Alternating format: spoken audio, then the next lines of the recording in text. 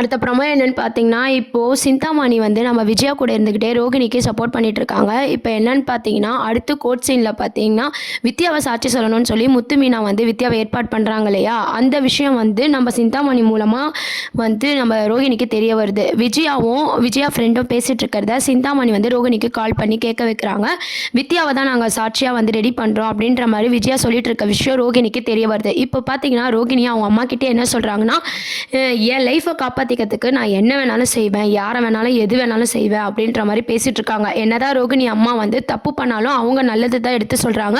முத்து மீனா கிட்ட போய் பேசு, உன் வாழ்க்கை சரியாகும், இப்படிலாம் பண்ணால் தப்பு, உன் மாமியார் உன்னை சேர விட மாட்டாங்க அப்படின்ற மாதிரிலாம் பேசிகிட்டு இருந்தாலும் நான் யாரையும் போய் கெஞ்சணும்னு எனக்கு அவசியமே இல்லைன்னு சொல்லி ரோகிணி பார்த்தீங்கன்னா திருந்தாமல் மேலும் மேலும் தப்பு பண்ணுற மாதிரி பார்த்தீங்கன்னா இப்போ அடுத்து வித்யாவை வந்து டார்கெட் பண்ணியிருக்காங்க. வித்யா வந்து கோர்ட்டில் வந்து சாட்சி சொன்னால் கண்டிப்பாக நம்மளுக்கு டைவர்ஸ் கிடச்சிடும் அப்படின்னு சொல்லிட்டு வித்யாவை வரவிடக்கூடாது அப்படின்ற மாதிரி யோசிக்கிறாங்க. கண்டிப்பாக பார்த்திங்கன்னா ரோகிணி வந்து அடுத்து சிட்டி மூலமாக தான் வந்து ட்ரை பண்ண போகிறாங்க.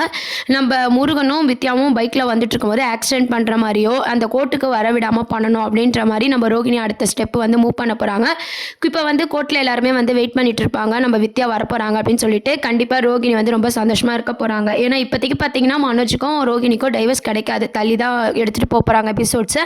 ஸோ அதனால் நம்ம வித்யாவுக்கு அடிப்படுற மாதிரி தான் காட்ட போகிறாங்க. ஏன்னா ரோகிணி வந்து டார்கெட் பண்ணிட்டாங்க வித்யாவை. ஸோ அதனால் வித்யாவை வந்து சிட்டியை வச்சு எதனா பண்ண போகிறாங்க. அதுக்கப்புறம் வந்து வித்யா கோர்ட்டுக்கு வராததுனால இந்த கேஸ் வந்து இன்னும் தள்ளி போகுது. இது மூலமாக பார்த்திங்கன்னா விஜயா பார்த்திங்கன்னா நம்ம முத்து மேலேயும் மீனா மேலேயும் தான் எப்பவும் போல் கோவப்பட போகிறாங்க.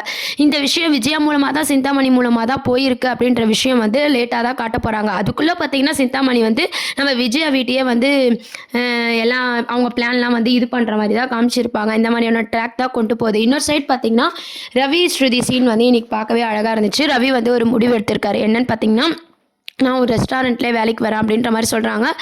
ஓகே, ஒரு வழியாக பார்த்தீங்கன்னா ரவியும் ஸ்ருதியும் சேர்ந்துருவாங்க அப்படின்னு நினைக்கிறதுக்குள்ளே பார்த்தீங்கன்னா ரவி ஒரு விஷயத்த சொல்கிறாரு. 9 லட்சம் நீங்கள் நீத்துக்கு கொடுத்தீங்கன்னா இதெல்லாம் சாத்தியம் அப்படின்ற மாதிரி சொல்லும்போது, இதுக்கும் எனக்கும் எந்த சம்மந்தமும் இல்லை, அப்படி நான் ஹெல்ப் பண்ணணும் அப்படின்னு நீ நினச்சின்னா என்கிட்ட வந்து அவள் சாரி கேட்கணும் அப்படின்ற மாதிரி ஸ்ருதி ஒரு பக்கம் சொல்கிறாங்க. மீத்து வந்து சாரி கேட்க மாட்டாளாம் அப்படின்ற மாதிரி ரவி சொல்கிறாரு. ஸோ இவங்க பிரச்சனை வந்து வழக்கம் போல் வந்து தொடர்ந்துக்கிட்டே இருக்குது. அங்கே மீனா இருக்கிறதுனால மீனாவும் இந்த விஷயத்தை பற்றி யோசிச்சுட்டு இருக்காங்க. நீத்துவால் தான் இவங்களுக்கு தொடர்ந்து பிரச்சனை வந்துக்கிட்டே இருக்கு அப்படின்னு சொல்லிட்டு ஒரு கட்டத்துக்கு மேலே மீத்துவும் பார்த்தீங்கன்னா சும்மா இருக்க போகிறது இல்லை. அவங்களும் வந்து ரவி வந்து அந்த ஸ்ருதி ரெஸ்டாரண்ட்டில் வேலை பார்க்கக்கூடாதுன்னு சொல்லிட்டு எதனா அடுத்து கேம் ப்ளே பண்ண தான் போகிறாங்க. இந்த மாதிரியான ட்ராக் தான் அடுத்து கொண்டு வர போகிறாங்க. இதெல்லாம் தாண்டி நம்ம சீதாக்கும் நம்ம மீனா கால் பண்ணி கேட்குறாங்க. நம்ம சீதாவும் பார்த்தீங்கன்னா அருண் வந்து சாப்பிட்டியாலாம் கேட்குறாரு, பரவாயில்ல அப்படின்ற மாதிரி சொல்லிட்டு இருக்காங்க. இன்னொரு வாட்டி அவர் அடிக்க வந்தால் என்கிட்ட சொல்லு அப்படின்ற மாதிரி மீனாவும் சொல்லிட்டு இருக்காங்க. சீதா வந்து ஓகே, என்ன தான் நம்ம அருண் வந்து கோவமாக இருந்தாலும் நம்ம ரோகிணி மாதிரி வில்லத்தனம் அந்த சீரியல்லே யாராலுமே பண்ண முடியாது. அந்த மாதிரியான ஒரு வில்லத்தனத்தை தான் ரோகிணி வந்து பண்ணிட்டு இருக்காங்க. அருணுக்கு ஒரு கோவம்னா அது ஒரு லாஜிக், ஒரு நியாயமான ஒரு லாஜிக் இருக்குது. ஆனால் ரோகிணி பார்த்தீங்கன்னா அவங்க தப்பு பண்ணிவிட்டு அதை கொஞ்சம் கூட வந்து ஒரு கில்ட்டி ஃபீலிங் இல்லாமல் மேலும் மேலும் தப்பு பண்ணிவிட்டு இப்போ ஃப்ரெண்டான வித்யாவே பார்த்தீங்கன்னா எதனா பண்ணணும் அப்படின்னு சொல்லி யோசிக்கிறாங்க, அவங்க வாழணும் அப்படின்னு சொல்லிட்டு. மனோஜோட கேரக்டரும் பார்த்தீங்கன்னா கொஞ்சம் இரிட்டேட்டிங்காகவும் கொண்டு போகிறாங்க. அடுத்து கோர்ட் சீன் தான் அடுத்த ப்ரோமோவாக காட்ட போகிறாங்க. இதெல்லாம் தான் அடுத்த எபிசோடாக இருக்குது. வெயிட் பண்ணி பார்ப்போம். தேங்க்ஸ் ஃபார் வாட்சிங்.